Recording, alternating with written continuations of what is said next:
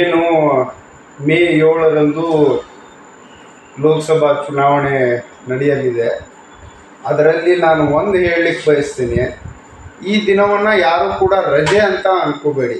ಇದು ನಿಮ್ಮ ಭವಿಷ್ಯವನ್ನು ಡಿಸೈಡ್ ಮಾಡ್ತಕ್ಕಂಥ ದಿನ. ಇದು ಪ್ರತಿ ಸಲ ಜನ ಏನು ಮಾಡ್ತಾರೆ, ಯಾರು ಬಿಡಪ್ಪ ಹೋಗಿ ಲೈನಲ್ಲಿ ನಿಂತು ಓಟ್ ಹಾಕ್ತಾರೆ, ಸುಮ್ಮನೆ ಹಾಲಿಡೇ ಅಂತೇಳಿ ಎಲ್ಲಾದರೂ ಹೋಗ್ಬಿಡೋಣ ಅಂತೇಳಿ ಮಾಡಿ.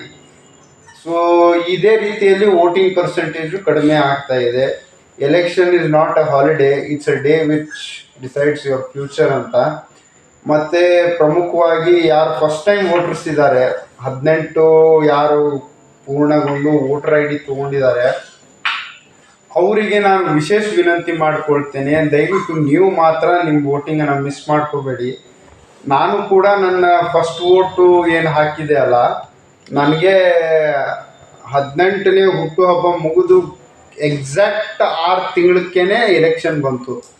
ಇವತ್ತು ನನ್ನ ಬರ್ತ್ಡೇ ಅಂದರೆ ಇವತ್ತೇ ಫಾರ್ಮ್ ತಗೊಂಡ್ಬಂದು ಇವತ್ತೇ ಫಿಲ್ ಮಾಡಿ, ಇವತ್ತೇ ನನ್ನ ಬರ್ಡೇ ದಿವಸ ನಾನು ಎಲ್ಲ ಹೊರಗೆ ಹೋಗೋದು ಬಿಟ್ಟು ಅದನ್ನೇ ಮಾಡ್ಕೊಂತ ಕುಂತಿದ್ದೆ ನಾನು. ಸೊ ಫಾರ್ಮ್ ಫಿಲ್ ಮಾಡಿ ಎಲ್ಲ ರೆಡಿ ಮಾಡಿ ವೋಟರ್ ಲಿಸ್ಟ್ನ ಹೆಸರು ಹಾಕಿ 18ನೇ ವಯಸ್ಸಿಗೆ 1ನೇ ವೋಟ್ ಹಾಕಿದ್ದೀನಿ ನಾನು.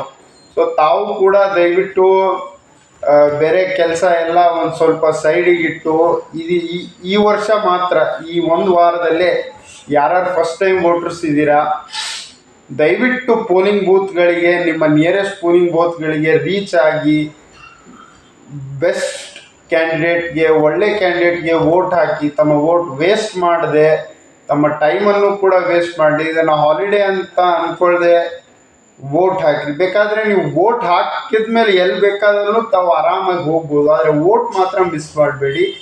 ಇದು ಪ್ರಜಾಪ್ರಭುತ್ವದ ಹಬ್ಬ ಅಂತ ಹೇಳ್ಬೋದು. Election is a festival of democracy. ಚುನಾವಣೆ ಪ್ರಜಾಪ್ರಭುತ್ವದ ಹಬ್ಬ. ಇದು 5 ವರ್ಷಕ್ಕೆ ಮಾತ್ರ ಬರೋದು.